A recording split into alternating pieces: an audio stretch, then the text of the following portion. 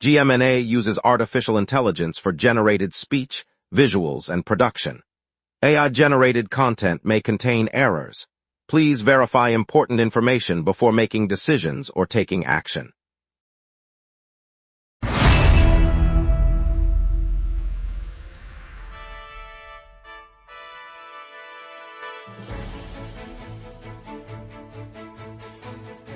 Live from the GMNA News Center, this is the Lunch Break News Hour. Good afternoon, I'm CJ Waterhouse. Today we'll celebrate Nadia Comaneci's appearance at the 50-year Olympic anniversary and check on CF Montreal's 270-minute goal drought. We'll also hear about a new public consultation to calm tensions on 4 bike lanes. Over to you, Jeff. Urban anglers can spot more than 50 fish species in Montreal's waterways, according to the city's 2026 Aquatic Biodiversity Report.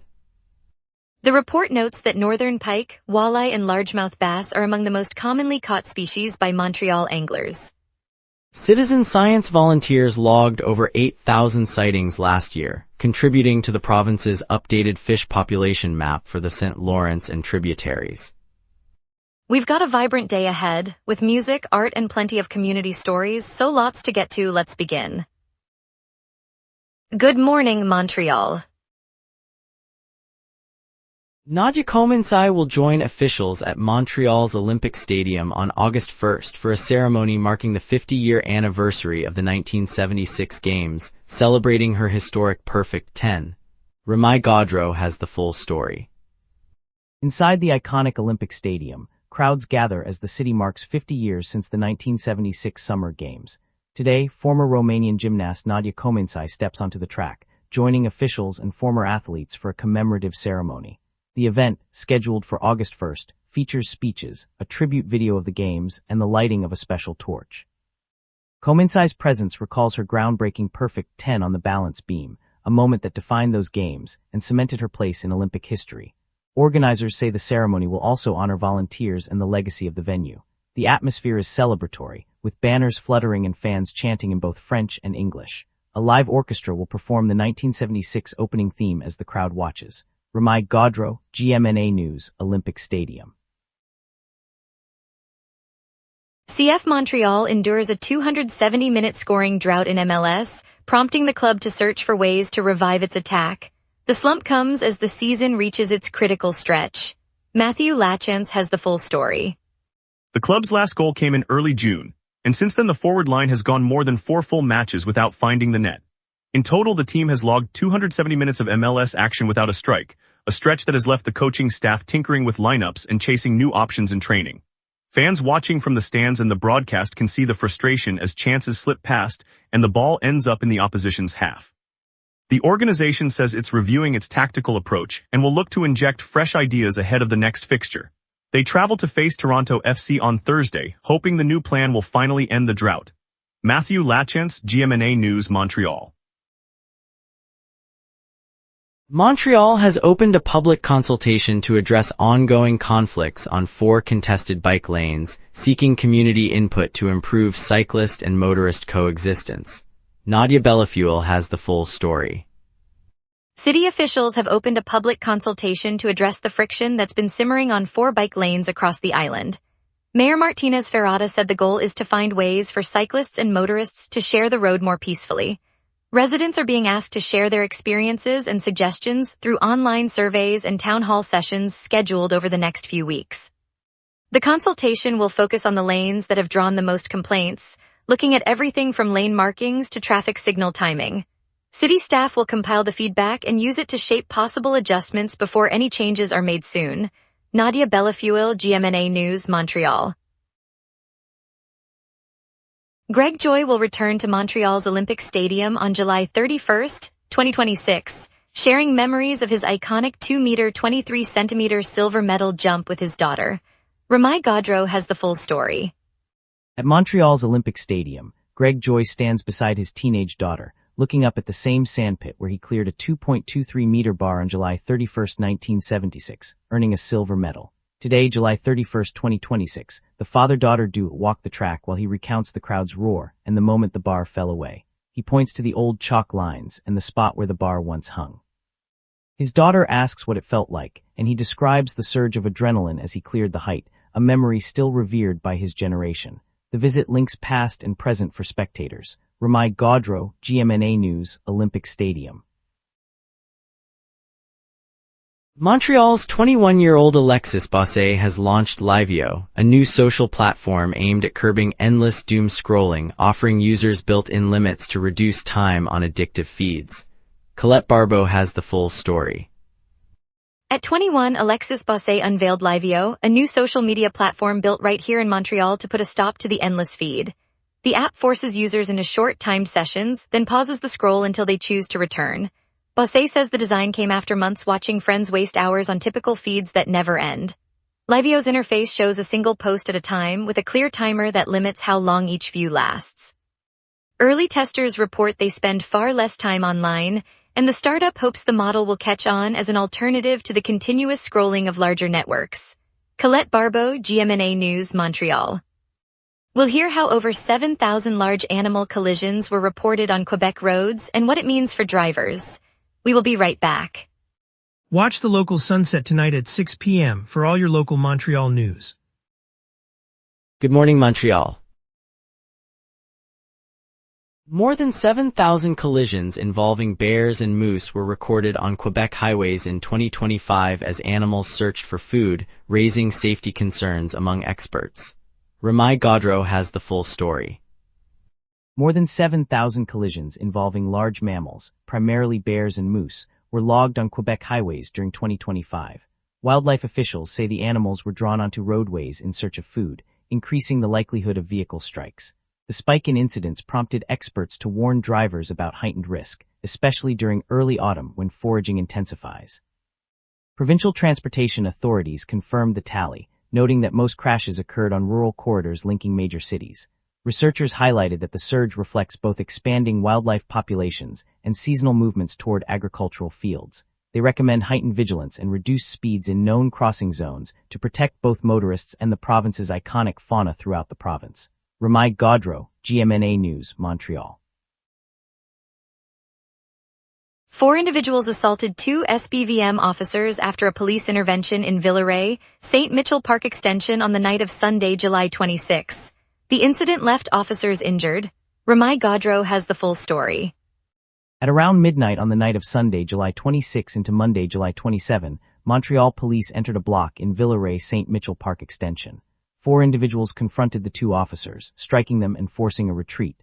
Both officers were injured but stayed on scene until backup arrived. Police later detained the 4 suspects, who now face assault charges. The area was secured shortly after. Witnesses reported the clash started when officers attempted to disperse a small crowd near the intersection of Rue de Villeray and Boulevard St. Mitchell. Ambulances arrived quickly, treating the 2 officers on site before they were transported to a nearby hospital. The 4 suspects were escorted to the station for processing. Ramai Gaudreau, GMNA News, Villeray. City of Dollard-des-Ormeaux has canceled the August 6th public session on June's severe flooding after 2 class action lawsuits were filed, leaving residents without a scheduled briefing. Ramai Gaudreau has the full story. City officials pulled the plug on a public briefing that was set for August 6th, meant to explain the severe flooding that battered the West Island community in June. The session, organized by the municipality of Dollard-des-Ormeaux, was canceled just days after 2 class action lawsuits were filed against the city over its handling of the water damage response. Residents who had been expecting answers about drainage, insurance claims, and future prevention now have to wait for a new date, which the council has not yet announced. The decision leaves many homeowners seeking clarification from other channels as the legal process moves forward. The venue, a community center on St. Laurent Boulevard, will remain available for future gatherings once the litigation settles. Ramai Gaudreau, GMNA News, Dollard-des-Ormeaux. Actor Patrick Wilson and series creator Nick Antosca will present the final episode of their show at Montreal's Fantasia International Film Festival, offering a preview before the worldwide broadcast. Ramai Gaudreau has the full story. Patrick Wilson and series creator Nick Antosca are on hand today at the Fantasia International Film Festival, handing the audience a sneak preview of the show's final episode before it hits screens worldwide. The two stood beside a large marquee displaying the series title, fielding quick questions from eager fans gathered in the festival's main tent. Organizers said the early screening fits the festival's tradition of showcasing genre-forward content, from horror to sci-fi and fantasy. Inside, the crowd watched the episode on a high-definition screen while subtitles ran in both French and English, reflecting the bilingual city's audience. The event runs through the weekend, with more genre premieres slated for the next few days. Ramai Gaudreau, GMNA News, Montreal. More than 50 fish species thrive in Lake St. Louis and the Lachine Canal, underscoring Montreal's growing urban fishing scene and its surprising aquatic diversity. Ron Twatty has the full story. Anglers casting lines along the banks of Lake St. Louis and the Lachine Canal are encountering a surprisingly rich underwater world.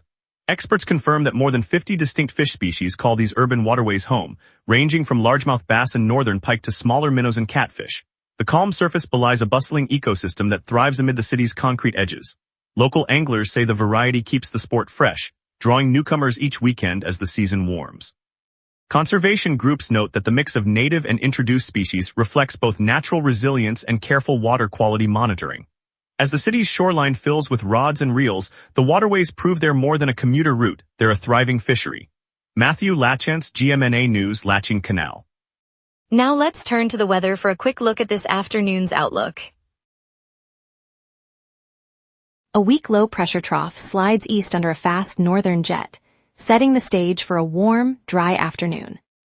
On this date, Montreal's all-time heat peak sits at 30.5 Celsius, recorded during the 2019 June heatwave that pushed the province into record-breaking temperatures. The chilling counterpart is 11.5 Celsius, logged in 2021 when an Arctic air mass surged south, dumping sub-freezing air into the valley. Normal highs for late July hover around 24 Celsius, with lows near 19, so today's forecast sits comfortably between those averages. The contrast highlights how the city can swing dramatically when large-scale patterns shift. The live radar shows a completely clear return across the entire southern Quebec basin. No echoes appear over the St. Lawrence corridor, confirming a dry air mass in place. With low pressure falling to the east and a swift northern jet at 89 kilometers per hour steering any disturbance northward, no precipitation is expected to reach the city today. The atmosphere remains stable, allowing sunshine to dominate through the afternoon before clouds thicken at sunset. At noon, Montreal sits under partly cloudy skies with a temperature of 20 Celsius, humidity 92%, and a gentle west wind of 3 kilometers per hour. A low-pressure system is falling eastward, bringing unsettled air that will modestly lift temperatures through the afternoon. Overhead, a fast northern jet stream at 89 kilometers per hour channels the air mass and suppresses any convective development. By 3 p.m., the mercury climbs to 25 Celsius as sunshine peaks and the sky clears completely. The UV index registers 6, indicating moderate solar intensity. Winds remain light, shifting to the southwest but staying below 25 kilometers per hour.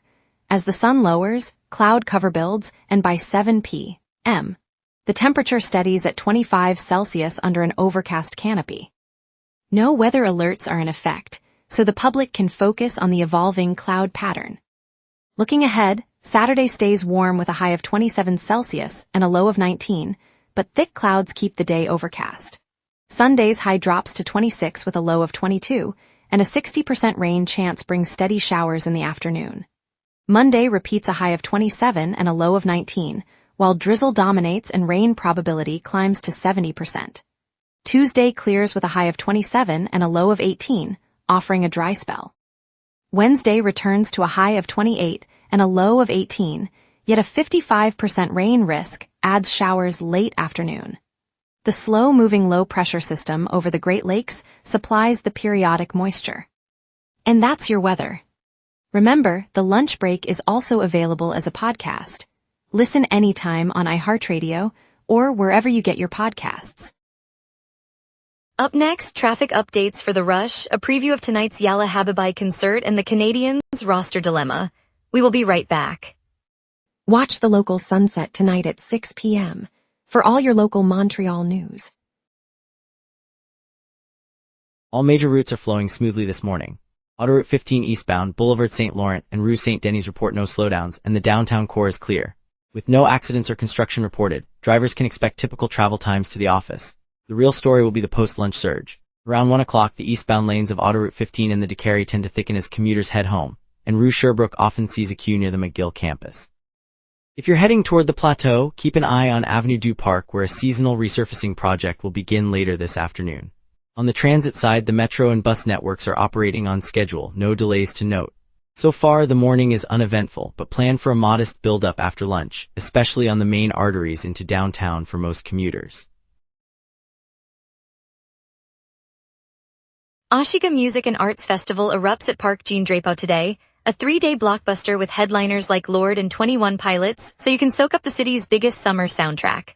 Across town, the Fierté Montreal Festival rolls through every corner of the city, offering parades, drag shows, and community picnics that celebrate love and inclusion, perfect for a weekend outing with friends.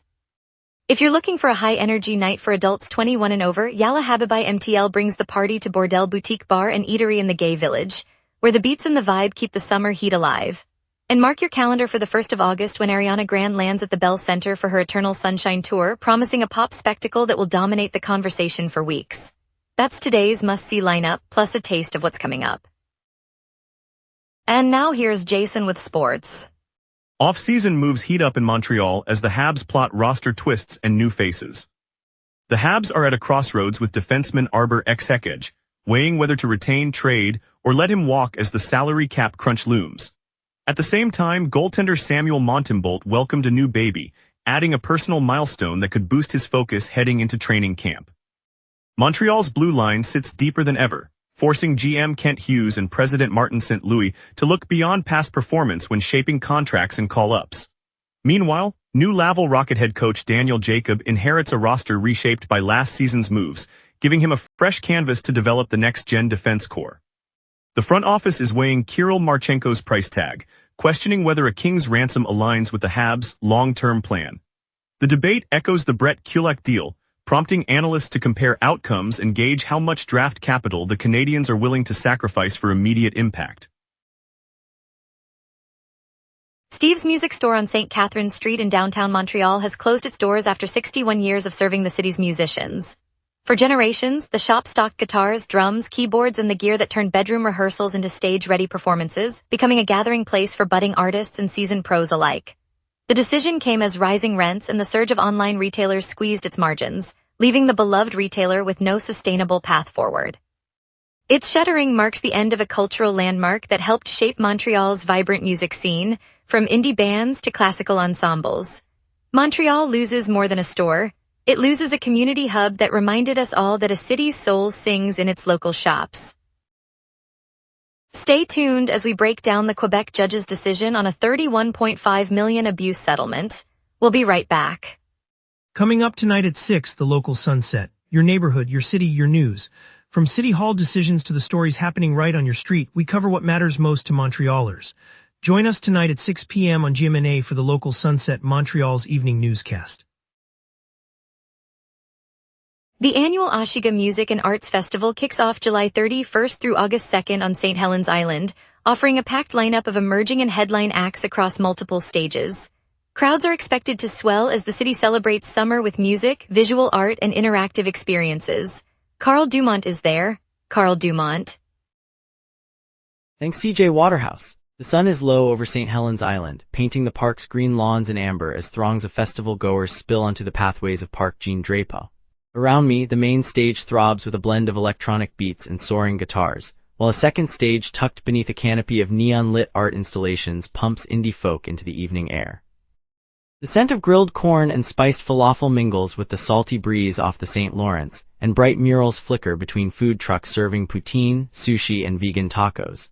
Families clutch glow in the dark bracelets, couples sway under a cascade of LED lights, and street artists spray vibrant tags that pulse with the music's rhythm. Over the next 3 days, from July 31st to August 2nd, the festival will host dozens of international and local musicians, drawing fans from across North America and Europe. For many, Osheaga is more than a concert. It's a summer rite of community and creativity. Carl Dumont, virtually at Parc Jean-Drapeau. Good morning, Montreal. A Quebec Superior Court judge will soon rule on a proposed $31.5 million settlement with victims alleging sexual abuse by the Archdiocese of Quebec, ending years of litigation. Nadia Bellafuel has the full story. At a Quebec Superior Court hearing, a judge is set to decide whether to greenlight a proposed $31.5 million settlement with more than 100 claimants who say they were sexually assaulted by clergy of the Archdiocese of Quebec. The case stems from decades-long lawsuits that have surfaced across the province, with victims recounting abuse that allegedly occurred over many years. Lawyers for the survivors say the agreement would bring finality to the claims, while the Archdiocese argues the amount is excessive. The decision, expected later this week, will determine if the settlement can be formally approved and distributed to the victims. Nadia Bellafuel, GMNA News, Quebec. Quebec's Minister Lightbound defended the decision to end royalty fees for major American streaming platforms, arguing the reversal protects local interests and reflects the Carney government's policy shift. Ramai Gaudreau has the full story. Minister Lightbound, the Quebec lieutenant for Premier Carney, stood outside the provincial finance building today to explain why the government is ending the royalty scheme that forced large American streaming platforms to pay fees for content streamed in Quebec. He said the province will no longer collect those royalties, arguing the policy was a burden on the industry and that Quebec will seek other ways to support creators. The reversal follows months of negotiations with the likes of Netflix, Disney Plus, and Amazon Prime, which had been paying the fees under the previous regime. Lightbound stressed the decision aligns with the government's broader economic strategy and will be implemented immediately. The announcement was made during a press conference on St. Laurent Boulevard, with reporters from local media in attendance. Ramai Gaudreau, GMNA News, Montreal. Thanks, Montreal, for joining us on the lunch break. Tonight's highlight was Greg Joy sharing his 1976 high jump triumph with his daughter, a reminder of our city's proud sporting legacy. We'll be back tomorrow with more stories that matter to you. See you then and keep the conversation going.